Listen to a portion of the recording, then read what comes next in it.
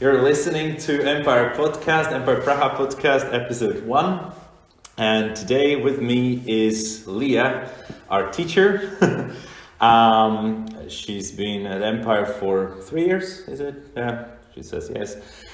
She actually speaks English, Russian, and Japanese. She's got a rather calm personality, and she took up pottery, and that's what we're going to talk about today. So, welcome, Leah. Right, thank you. Hi, everyone. Thank you for having me. So, Leah, my first question is, how did you come to the idea of taking up pottery? Right, well, I think that everyone needs some sort of a creative outlet.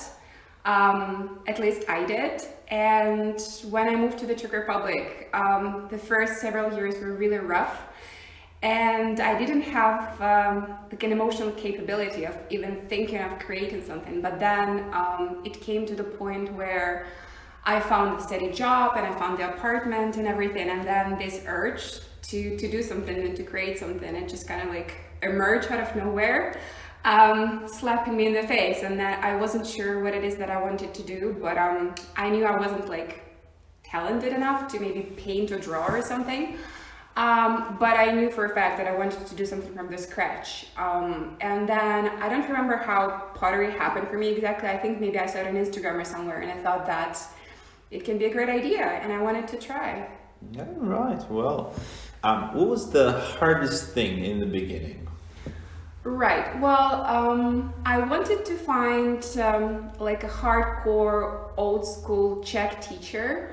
But I knew it was going to be quite difficult because all of the courses I was able to find, both in English and in Czech, they were quite they were more like workshops, and I really wanted to learn from the basics, from someone who's really experienced. So in the beginning, I think it was the matter of finding the right person and finding the right place and making my own peace with the fact that I would have to do it in Czech, which was still a really foreign language to me. So you had to learn Czech because you took up pottery. Right. Well, I guess partially. I spoke Czech to some extent, but it was very passive and I didn't need to speak it, so I never actually did. But when I found my pottery, my pottery class, it was obviously in Czech, and it was also a public institution. I'm not sure what you would even call this place, but I appreciated their attitude because they didn't cut me a slack, and I don't think they even understood fully the fact that I was a foreigner, and that just my capability to understand, especially these crazy terms, was not equal to theirs at any point. But that was also a really interesting experience, combining both creating something and being able to speak and understand. Right. So is it actually difficult to start doing this? From the point of view of crafting skills. Right. Well, that's the thing. I think it really depends on what you want to get when you start, because I guess if you come into that with the intention of creating something really perfect and spotless, then that's going to be quite difficult. And also, I don't think that's the attitude you should approach it with. Mm-hmm. But I guess if it's more like a learning curve and you want to be able to create and do something of your own, then it's not difficult. It's really trial and error thing. But with clay and with pottery, you have to be patient, and I think you have to understand that you would probably not be able to do it just at home, because you need a kiln. That's the oven you fire it in, mm-hmm. and you need a lot of materials, and clay is heavy, and you need to understand a lot of chemical terms and things like that. So it's definitely a learning process, but yeah, I think it's worth it. All right. Tell me, who are the people who normally go to pottery classes? Who do you meet there? Right. Well, I haven't been to those like hipstery workshops. I guess there it's got the crowd has to be different. But where I went, I was the only young person. I don't know if I can call myself young, but Sure you can. but it felt this way there. And then all the other people were like Czech grannies in their 50s, no, not 50s, 60s and 70s. And yeah, not a single man, no one younger than 60. So it's not really a dating No, experience. not really. No, but they were really nice to me. I was also a bit nervous to go there because originally I'm Russian, I'm from Siberia, and I had this little fear that they would not accept me because of that, that they would hear my accent and that they would understand I'm Russian, or I would say it and then it's not going to be as easy, that easy, but it was actually the complete opposite. Okay, that's good. So it's good to see that the culture is so accepting and Yeah, at least they were. and welcoming. Right. Okay. Let's move on a little bit. How did pottery help you in your life? Right. Oh, that's a really good question, and I have so much to say about it. Well, first of all, I think it taught me patience, which is something I've never had, and I was always the kind of person that wanted the results now, and I wanted to teach myself like self-management and time management and planning in advance, thinking in advance, but I was never successful in that. But with pottery and with clay, it's do you know the stages? How to create a piece? Like if you want to create a mug. Honestly, I have no idea. Right. I've never done it. Well, you should come. But basically what you do, so you take the clay, right? And then you mix it, you create something, you say a mug. And then it takes at least a week to dry. Then you fire it. Then you cover it with glaze, you glaze it. And then you fire it again. And it doesn't make sense, of course, to fire one piece. So what you do, you create like pieces one by one. They dry, you do that. And it takes quite a lot of time. I would say when I first started, it took me about maybe a month or a month and a half just to have the ready product, the finished product. And then that was like a really, really big lesson in patience, because I was absolutely restless to get my result like ASAP, but that was not possible. So definitely patience was one thing. Also, I think that learning pottery and taking up pottery was kind of like learning a new language in a way, because it opens like the new dimension, and you get to understand certain things you didn't understand before, and it gives you the tool to communicate with people in a different way. Like for example, with me, I teach more kids than adults, and I have this like group of kids around me that I teach them, but we also do like excursions and we go on tours and things like that.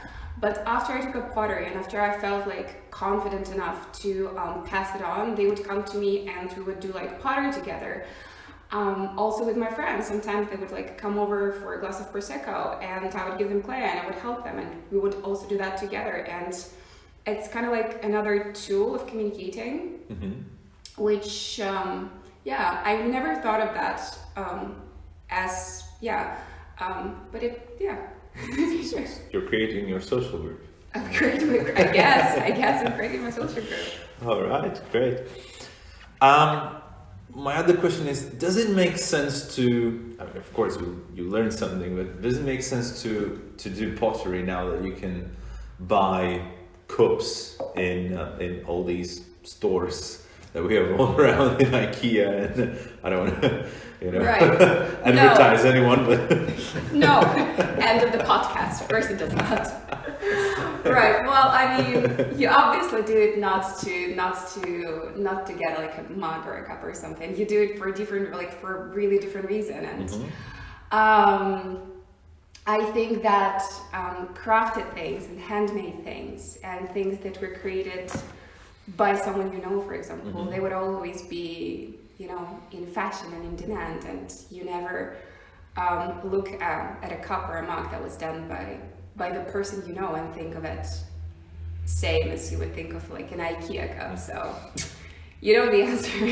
Do you agree? What do you think? I absolutely agree. Well, there you go. That's the answer. Of course, yeah. Right. It probably makes a great Christmas present as well, right? I never thought about it. Well, there you go. I guess it does. Okay. Well, you know what you can get the teachers for the Christmas party. How many teachers are there at Empire, by the way? I think 35, 36. Oh, God. I better start now. Yeah, that's right. With all that patience. I know. So regarding patience, have you ever felt like giving up?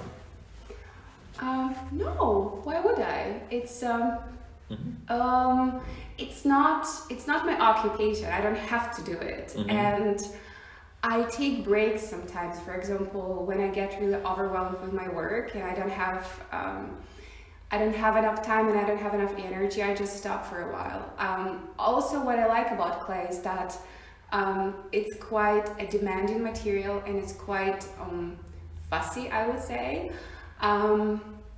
Like I think with something like Play-Doh, you can just approach it and create, and you're gonna get like a ready piece no matter what. But with clay, if you are in a good mood,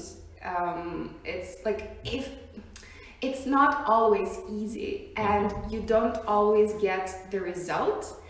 So sometimes I know I'm not in the right mood to do that, and I just don't approach it. Or sometimes it helps me to better my mood. It really, really depends. All right, okay. Now, when we talked before, you mentioned something called wabi-sabi. Am I pronouncing it correctly? Sure. Wabi-sabi. What is it? How would you describe it? Right, how would you describe it? I don't know.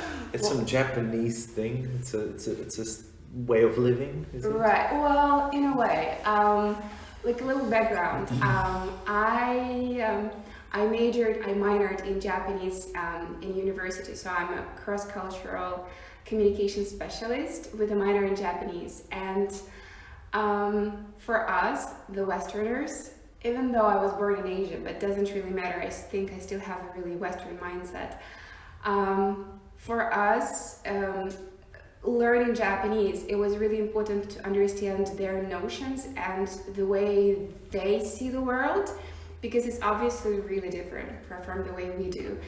And wabi-sabi was one of the notions that I couldn't wrap my mind around. It was, I would read it, I would read the description, but I wouldn't feel it and I wouldn't really understand what it meant. Like honestly, up until I started pottery and it just clicked, like it really made sense. Basically what it is, it's a really complicated notion, but put it in easy words, it's